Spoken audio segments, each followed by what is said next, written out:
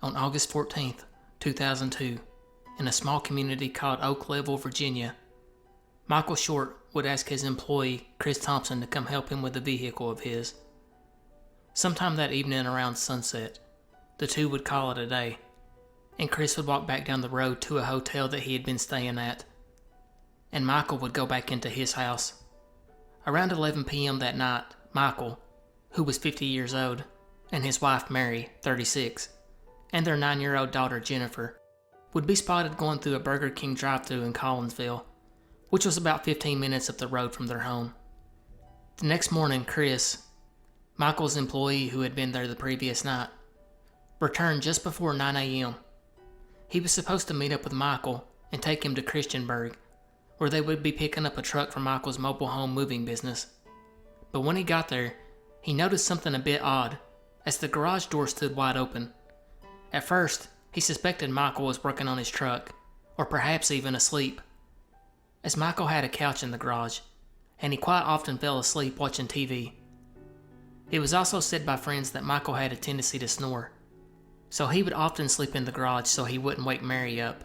And when Chris entered the garage, he did spot Michael on the couch, but as he walked closer, he realized Michael was not asleep. In fact, Chris would see a bullet hole in Michael's head. He would immediately call the police. When they arrived, Michael would be announced dead at the scene. Police now looked to go in and clear the home. Upon entering, they would find Mary in her bed. She too had a gunshot to the head.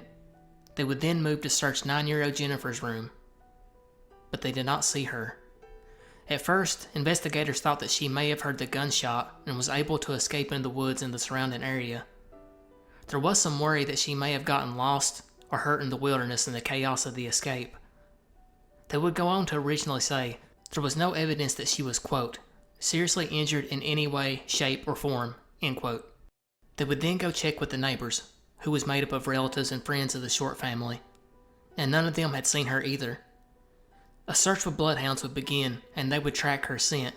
Sadly, the dogs were only able to pick her scent up in the areas that police already knew that she had been, like the family home and the convenience store nearby. They would finally decide to issue an Amber Alert. An investigator at the scene, quote, we presume that she was kidnapped, abducted from her own home after her parents were killed and taken against her will, end quote. But because the time frame was so wide, happening sometime between 12 a.m. and 8 a.m., they would decide to extend the alert hundreds of miles out. And by that afternoon, Jennifer's picture would be broadcasted all over the region, with some national networks even picking up the story. They would receive tips from as far away as Missouri, yet none of them panned out. A massive search effort would begin over the next few days, as law enforcement, search and rescue, and volunteers would comb the area. Police would also bring in ATVs and horses, along with K-9 units and a helicopter to search the area. They found nothing. Investigators, meanwhile, would continue to focus on the actual crime scene. Michael, as mentioned before, was in the garage asleep. It has long been rumored that the body was found nude, although this has never been confirmed. Mary, meanwhile, was found in the bed, and in both cases, there was no sign of a struggle. And it seemed as if both had been taken completely unaware, leaving journalists to describe the murders as execution style. And although it seemed odd that the gunshot to Michael did not awaken Mary, it was soon deduced that the summertime cricket chirping, along with the air conditioner going, was loud enough to muffle the sound of the small .22 caliber gun that was used. They would also note that Mary's mattress had been moved 2 inches and her pillow was left on the bedroom floor. Detectives would then move outside, and it's here they found their most chilling clue. They would find the phone lines to the home had been cut, indicating that the murder of the couple and the abduction of their child was all premeditated. Over the next few weeks, the home would be closed off. Investigators would go over the crime scene with a fine-tooth comb. They would pull an untold amount of evidence from the home, with some items believed to have contained DNA.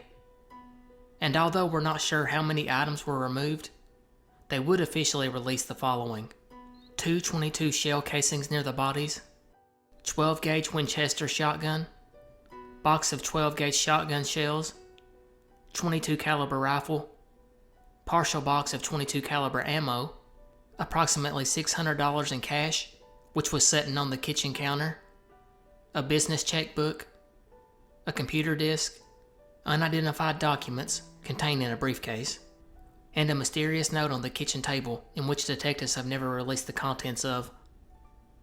They would also discover a latent impression on a dirty window where a message had been written. The message said, quote, "I'm glad to see," end quote. It's unknown to this day if this message is even related to the crime, or if it was just something randomly done by one of the family members at some point. As time wore on, they would widen the search area for Jennifer. They would search a small pond near the home and found nothing. They would then move down the road and search a local seedy motel that was known to attract drug addicts and transients. Again, finding nothing. The motel owner would tell reporters that police, quote, "just wanted to check everything out," end quote. Investigators had very little to go on at this point, outside of one shaky lead. Sheriff H.F. Cassell would say, quote, "there is the possibility of a red or dark-colored van or truck or pickup sometime prior to 9, but it's been so vague that it hasn't been any great use so far. We're hoping to develop that," end quote. Investigators would spend the first few weeks interviewing Chris, since he was the last person to have seen the shorts. He would repeat the same story. He had left that evening, and the family was alive, and Jennifer was in bed. They would eventually clear him, and they were back at square one. They would circle back and look more into the everyday life of the family. It's here that they found out that Michael's business, MLS, Mobile Home Movers, had been going through a rough time. Business was bad, and due to this, the family had decided to sell their home and move into their own mobile home. Detectives were now wondering if one of the people brought in by a realtor to do a tour of the home could be potentially involved, thinking that the suspect could have used the opportunity to get a good look at the home's layout. They would look over the records of every potential buyer that visited the home, and they investigated each one. It's never been disclosed if they found anything suspicious. Michael would be laid to rest on August 23rd, but strangely enough, almost 2 weeks later on September 4th, authorities would exhume the body for additional testing. Many people questioned why. Not surprisingly, the police remained tight-lipped about it. This only fueled speculation, and a rumor began to swirl. That rumor suggested that Michael was being tested because they did not believe he was the father of Jennifer, which, if true, definitely opened up a potential motive and a potential suspect. When asked about this claim, Sheriff Cassell would only say that the exhumption was integral to the investigation, and that they were just retrieving hair samples, which they missed in the original autopsy. But the question remained: did investigators really believe Michael was not Jennifer's father? If so, what led them to that belief?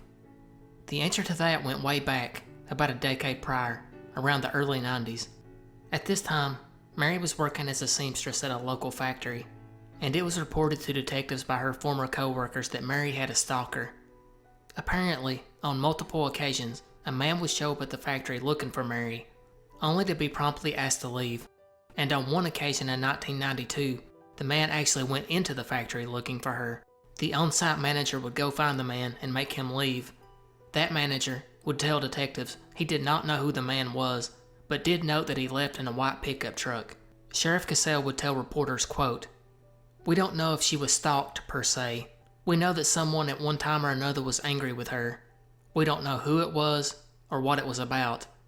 The two persons who escorted him out of the plant didn't know him," end quote. Upon further investigation, they would learn that Mary had never filed a restraining order or protective order against the man either.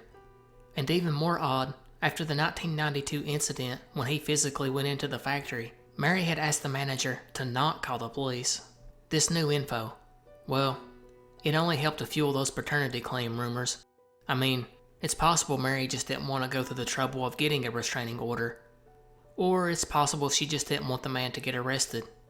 Maybe she thought he was harmless. Maybe she just didn't want Michael to know she was being harassed, for fear of what he might do. Or maybe, just maybe, she knew the man. Maybe she knew him intimately. This is what investigators were pondering. And to add to that fact, Jennifer would be born in 1993, just a year after the man had to be escorted out of the factory. Could this alleged stalker have been a lover who thought Jennifer was his child? Meanwhile, Jennifer's extended family continued to meet with the press and they would beg for Jennifer to be released. The town hung up several missing posters and tried to keep her disappearance in the news. And finally, in September 2002, it would all come to an end. About an hour south of the Shorts' home, a man in Stoneville, North Carolina, found what he believed to be hair from a wig laying in his yard. He would trash it, but just 2 days later, on the 25th, his dog would bring home a human skull. The man would go back and get the hair from the trash and call authorities. They would arrive on scene and do a wider search of the area, and find remains of a child which lay next to a pond on a back road. Law enforcement would send the remains off for testing, but pretty much everyone assumed the worst, as the Short family home was about 35 miles north up the highway, and the skull was found with a small caliber gunshot wound, and on October 4th, their worst fears were confirmed. Unfortunately, only 25% of the remains were ever recovered, meaning outside that one lone bullet hole in the skull, investigators had no clue what else happened to her. This would lead to Sheriff Cassell confirming that Michael was indeed the father. He would state that if the suspect had kidnapped her thinking that he was the father, they didn't want to give him an excuse to kill her. But now that he had crossed that line, they had no reason to keep sitting on that information. The motive was mostly clear now. Jennifer was the intended target, or so it seemed. That's why she wasn't killed at the home. That's why the $600 remained lying on the kitchen counter. Nothing was stolen. It all went back to her. Detectives started to believe that someone previously seen Jennifer, or even knew her, and became obsessed. But one thing going against this motive was Jennifer rarely went out. She was only 9 years old and stayed home close to her family, going out occasionally to the convenience store nearby, just a few hundred feet away. The staff there was questioned extensively and cleared. The investigation would drag on and public interest seemingly faded away. However, detectives would finally set their focus on one man, someone who they thought was a suspect, or at the very least, a witness. That man was a 66-year-old carpenter named Garrison Bowman, and there were several reasons detectives were looking at him. But the biggest came from a tip they received from two eyewitnesses, Timothy Sampson and Jerry Mills, who would both report to police that they had seen Bowman leaving the Short household carrying Jennifer the night of the murder. But there was more. Bowman's landlord, Gary Lemons, would contact investigators and tell them that Bowman had told him that he paid a man in Virginia to move his mobile home and he still hadn't, and that if he didn't move it or return his money, quote, he would have to kill him, end quote. The man never said Michael by name or his company, but detectives definitely considered that it could have been him. His landlord would go on to state on the day of the murders that Bowman pulled a gun on him as well. But to really top things off, Bowman would pick up and move to Western Canada just a day after the murders. His trailer had also been moved and now sat on a friend's property, about a mile away from where Jennifer's remains were found. Bowman's landlord would then take a map to investigators that he found in the area where Bowman's trailer had once sat. The map marked a path leading to the Shorts' home. So this all sounds like a slam dunk case, right? Well, not exactly. Witnesses would come to Bowman's defense. John Beasley, the friend who let Bowman set his trailer on his property, would state that Bowman had planned on going to Canada for years, and that the trip just coincidentally happened the same time as the murders. He also claimed that he was letting Bowman set his trailer there, as he had sold it to a woman in Michigan who was coming to pick it up, and that finally, his property just coincidentally sat a mile from where Jennifer's remains were found. Other witnesses would point out that Bowman was an alcoholic that started drinking at 7 a.m. and didn't stop until he went to sleep, and that he did not have the physical capability to carry out Jennifer. He also had several alibis, who all noted that he was too drunk the night of the murder to have carried it out.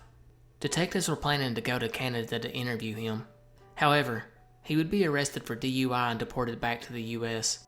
While in custody, detectives interviewed him extensively. He did go before a grand jury, and there was no evidence and dismissed the case. Bowman would live until 2014 and was constantly accused of the crimes, as well as being constantly hounded by the media. People would often say that he had gotten away with it. However, by 2007, police officially cleared him. So how did they have so much evidence on one guy and clear him? About that. Remember the very first tip about Bowman that investigators received? The one from Timothy Sampson and Jerry Mills? The one that said that they saw Bowman carrying Jennifer out of the home the night of the murder? Yeah, they made all that up. Turns out they just wanted the reward money and found the neighborhood drunk and concocted a plan to get the money, Damon Bowman and the investigation in the process. Sampson and Mills were charged with conspiracy, perjury, and providing false information, as well as a third man, Tony Epperson, who was attempting the same exact thing. All three would receive several months in prison. But what about the information the landlord gave? Yeah, well, he wasn't exactly a pillar of the community either. In fact, he was furious with Bowman because he refused to sell him his trailer at a lowball price that he had offered. It is believed he made up everything on Bowman in an attempt to get him arrested, thereby stranding the trailer on his lot, at which point he would become the owner of and be able to sell it. At this point, the damage was done. Thanks to four greedy men, the police end up spending hundreds of man-hours pursuing Bowman on false tips. The investigators no doubt got tunnel vision and missed out on real potential leads. To make things even more frustrating, in 2006, the Henry County Sheriff's Office, the one who had been investigating the murders, would be indicted for corruption. Apparently, Sheriff Cassell, along with a dozen officers, were selling drugs and guns that they seized from criminals and then destroying the paperwork, allowing them to basically run a drug distribution and money laundering ring in the area. Actually, one of the largest in the entire region. It's thought that this was the potential reason that the department never asked for outside help, and that doesn't take into consideration that if they were that corrupt, they potentially didn't even really care about solving the murders, and at worst, they could have been involved in a cover-up. After this, state officials would move in, along with the FBI, and essentially take over the case. The FBI would release sketches of a potential suspect, seen near the home on the night of the murders. The man was described as being in his 40s, with a weathered complexion.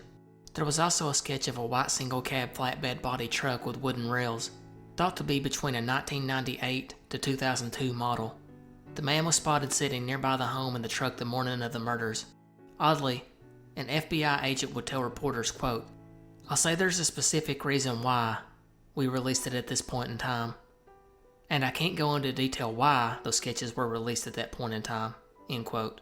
Very confusing. After this, the FBI would then visit several cities in South Carolina.